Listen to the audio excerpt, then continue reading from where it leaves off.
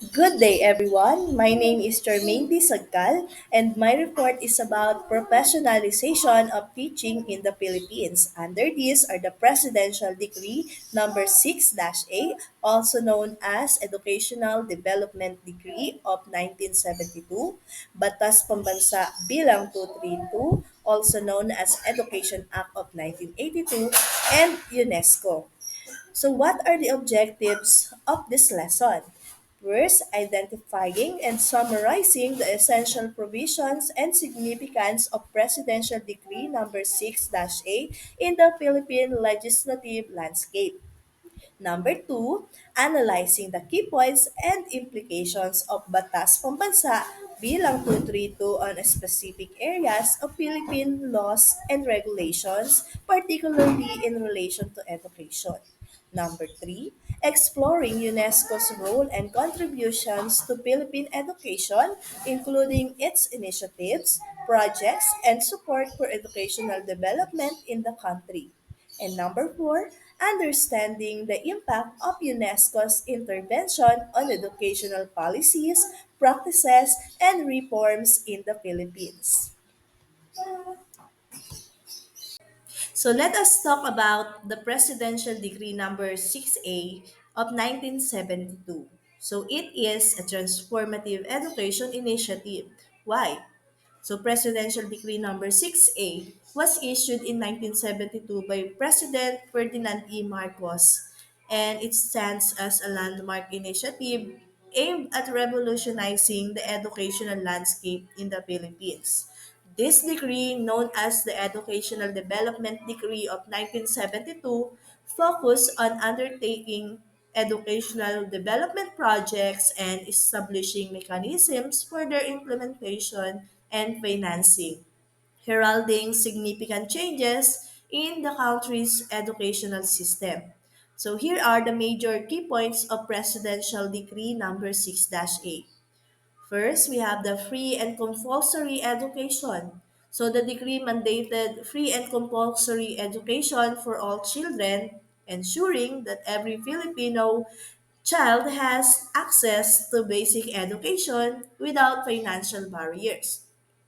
It also aimed for quality education standards. So it established standards for quality education, focusing on curriculum enhancement, teacher training, and infrastructure development to raise the overall quality of education in the Philippines.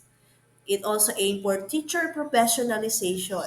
So the decree emphasized the professionalization of teachers through training programs, certification requirements, and career development opportunities to enhance teaching quality and effectiveness.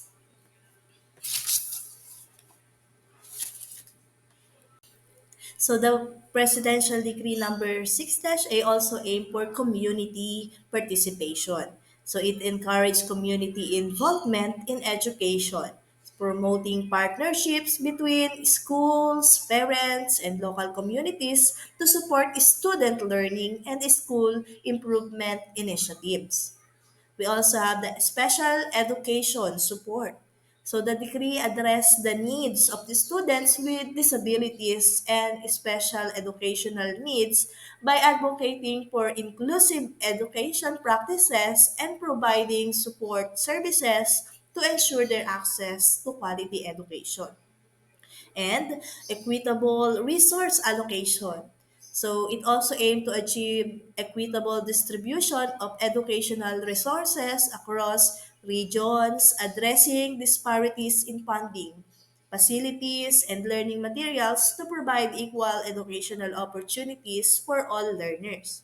And it also promotes cultural and linguistic preservation. So the decree promoted the preservation and promotion of indigenous languages and cultural heritage within the education system to celebrate diversity and foster national identity. Overall, the Educational Development Decree of 1972, embodied in Presidential Decree number 6A, signified a significant policy shift towards improving education in the Philippines. by prioritizing quality, accessibility, inclusivity, and community engagement. So this degree laid the foundation for a more equitable and responsive educational system that aimed to empower Filipino learners and enhance the nation's human capital.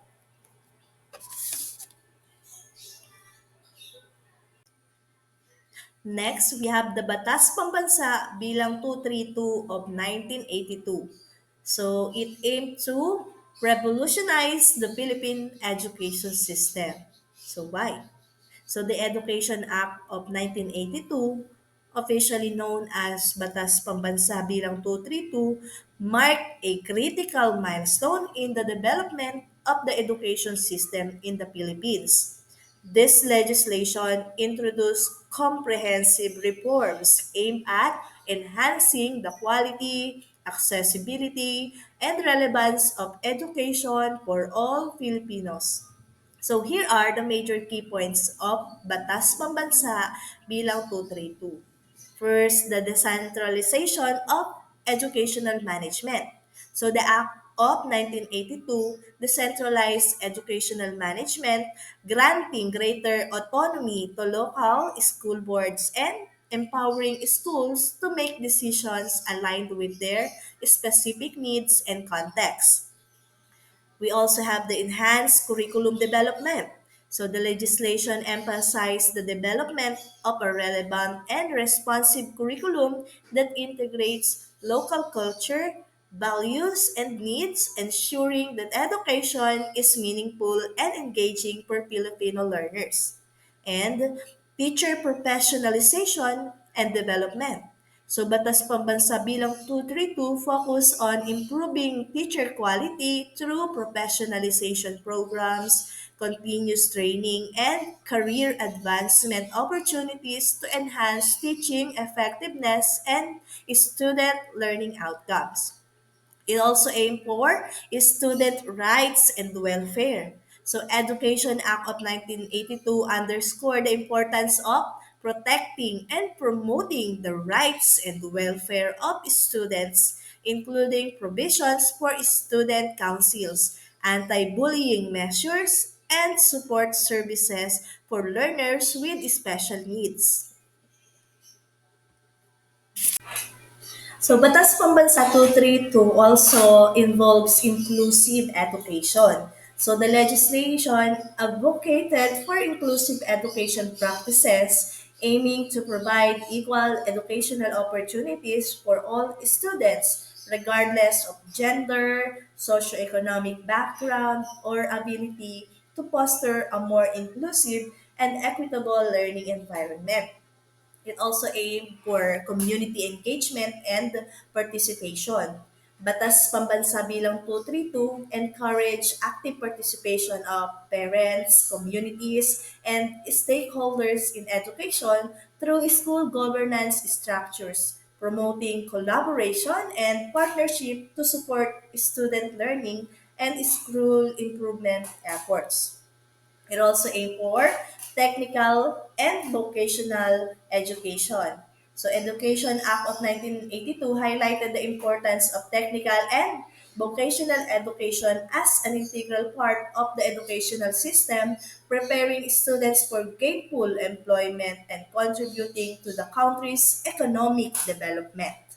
Overall, Batas Pambansa bilang 232 or the Education Act of 1982 played a crucial role in shaping the educational landscape in the Philippines by emphasizing decentralization, curriculum relevance, teacher professionalization, student welfare, inclusive education, community engagement, and technical vocational education.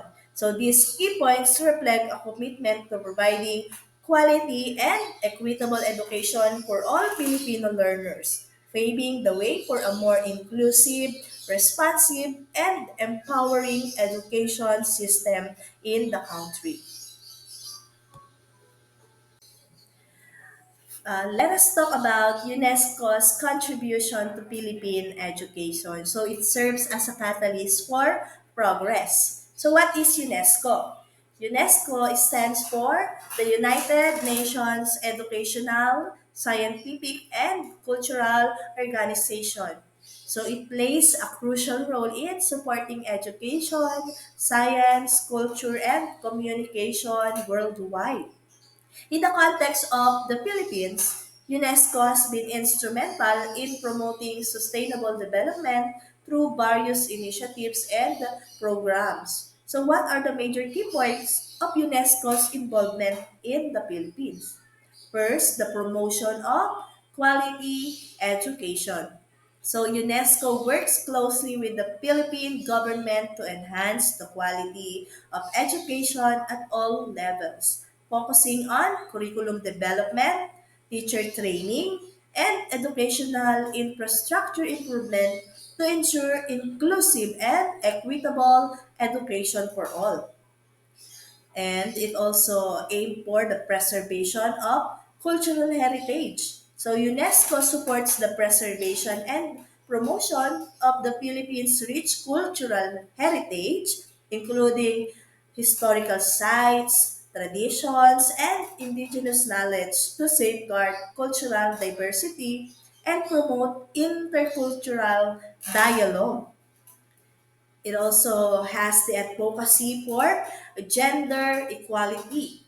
So, UNESCO advocates for gender equality in education, aiming to eliminate gender disparities in access to education and promote girls and women's empowerment through education and skills development programs, and it aims to protect the World Heritage Sites. So UNESCO collaborates with the Philippine government to protect and conserve designated World Heritage Sites in the country, such as the historic city of Bigan and the rice terraces of the Philippine Cordilleras, ensuring their preservation for future generations. UNESCO also supports the promotion of media literacy initiatives in the Philippines to enhance critical thinking, digital skills, and responsible media consumption among citizens, empowering them to navigate the complex media landscape. Next, the disaster risk reduction and resilience. So UNESCO assists the Philippines in building resilience to natural disasters and climate change through education, capacity building, and community engagement initiatives to mitigate risk and promote sustainable development. Lastly, the advancement of scientific research. So UNESCO promotes scientific research and innovation in the Philippines, fostering collaboration between researchers, institutions, and industries to address pressing societal challenges and contribute to sustainable development goals.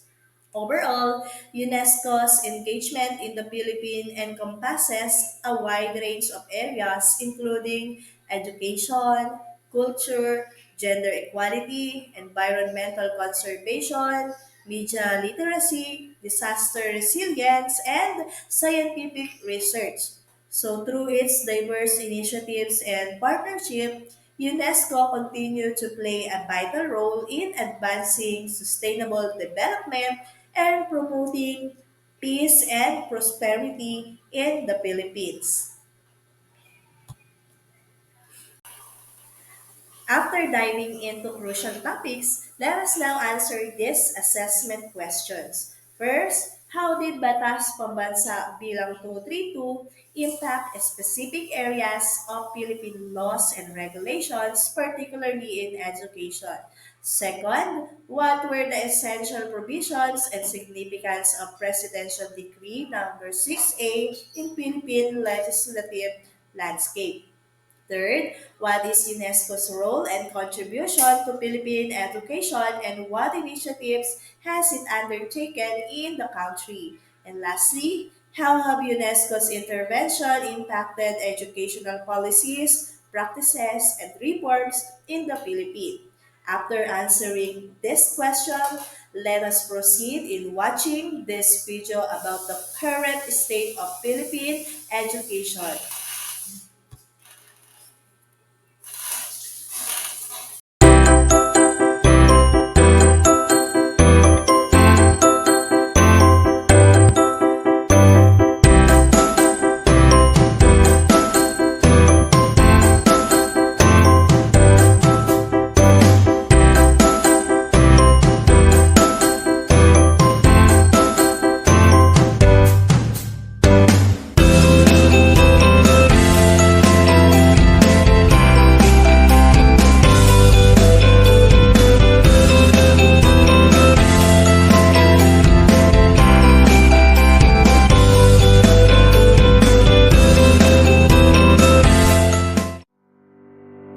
Hello Philippines and hello world.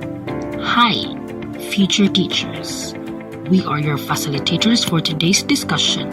Our topic for today is about Batas Pambansa bilang 232, also known as the Education Act of 1982. This act was signed on September 11, 1982. This was an act providing for the establishment and maintenance of an integrated system of education. In accordance with Section 2, this act shall apply to and govern both formal and non-formal systems in public and private schools in all levels of the entire educational system. As provided by this act, the national development goals are as follows. First, to achieve and maintain an accelerating rate of economic development and social progress. Second is to assure the maximum participation of all the people in the attainment and enjoyment of the benefits of such growth. And the third one is to achieve and strengthen national unity and consciousness and preserve, develop, and promote desirable cultural, moral, and spiritual values in changing world. The Education Act of 1982, Chapter 2, Rights. This Section 11, or known as the Special Rights and or Privileges of Teaching or Academic Staff. Further to the rights mentioned in the preceding section, every member of the teaching or academic staff shall enjoy the following rights and or privileges. First, the right to be free from compulsory assignments not related to their duties as defined in their appointments or employment contracts, unless compensated therefor. Second, the right to intellectual property consistent with applicable laws. Third, teachers shall be deemed persons in authority when in the discharge of lawful duties and responsibilities, and shall, therefore, be accorded due to respect and protection. The fourth one, teachers shall be accorded the opportunity to choose alternative career lines either in school administration, in classroom teaching, or others for purposes of career advancement. The Education Act of 1982, Chapter 3, Duties and Obligations. Section 16, Teachers' Obligations. Every teacher shall, first, perform his duties to the school by discharging his responsibilities in accordance with the philosophy, goals, and objectives of the school. Second, be accountable for the efficient and effective attainment of specified learning objectives in pursuance of national development goals within the limits of the available school resources.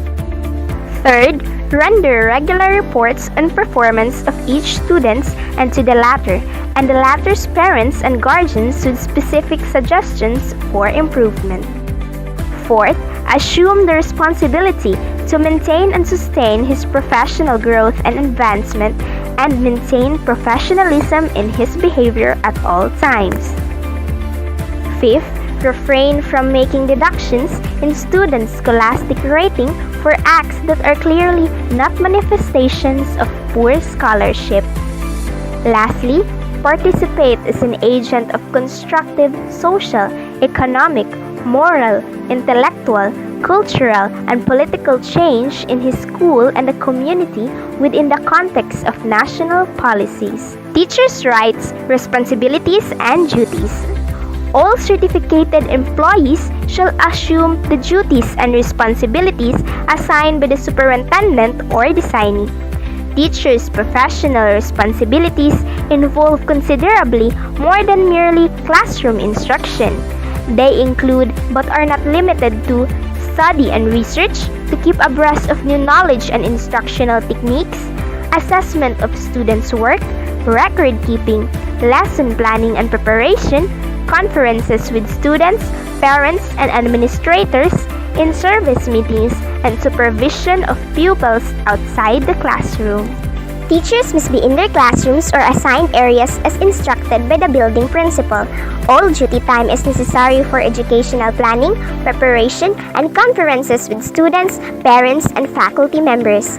All teachers must maintain a standard of dress, personal appearance, general decorum, moral standards, and behavior that reflects their professional status in the community. Teachers' duties and responsibilities. Teachers will be responsible to the principal for carrying out policies of the board as they relate to the function of the school, to the classroom, and to the immediate contact with students and parents.